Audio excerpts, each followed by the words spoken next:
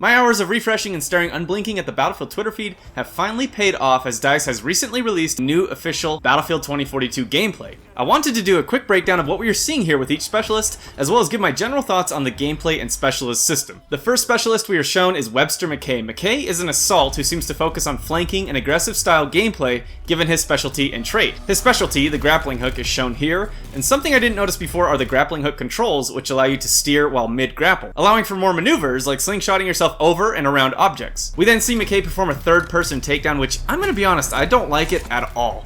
I really hope this can be toggled as it's way less immersive to me than the knife takedowns of previous titles. McKay then guns down a more heavily armored soldier, most likely a specialist we are yet to see, and I've seen comments about this already about the time to kill looking extremely slow here. While time to kill is critical, I'm not that worried, mostly because it's something that can be tweaked rather easily, and also the soldier he's shooting seems to be more armored. McKay's trait is then shown with Nimble, which gives him increased agility when aiming down sights and zip lining. You'll notice his trait kicks in the bottom right when active, something we will see more of within this footage. Overall, McKay's fast playstyle looks to be for those who want to get their Call of Duty or Apex Legends on in Battlefield 2042. Next we have Maria Falc, a support class combat medic. We first see Falc's specialty, the S21 Surrett pistol, which can heal allies from range. As shown in other gameplay clips, this gadget used to actually revive downed allies at range, but playtesting really quickly proved that to be way too powerful. The Surrett pistol has a nifty ammo counter on the back, which is a cool detail. After a quick animation, it can also be used to self-heal. I love this shot of the courtyard and the bullets spraying down from above. The effects and everything in general looks much more polished in these clips. Next we see Falc's trait, Combat Surgeon, which allows her to revive teammates to full health, which means not all medics will be able to do this. This trait requires a defib charge very similar to Battlefield 4's implementation, and I really like it. I do wish there was a bit more to this animation, like some effect going over the body of the downed ally,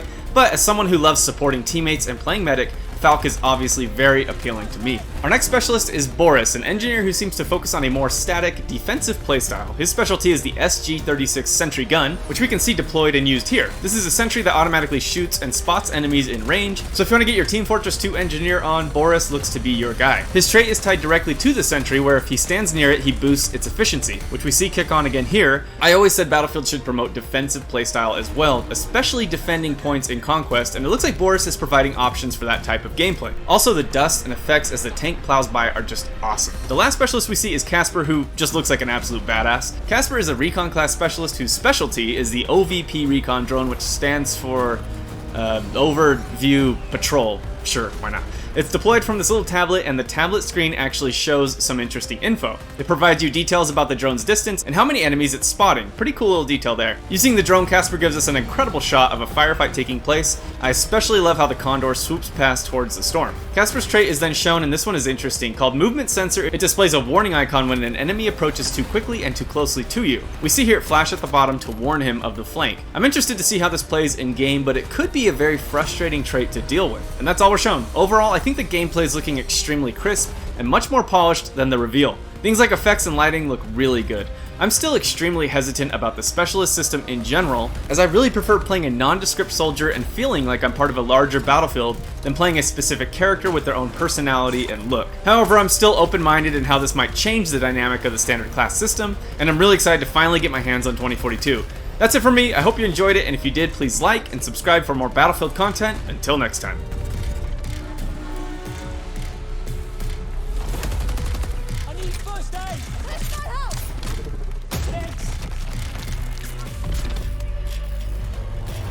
Hold on.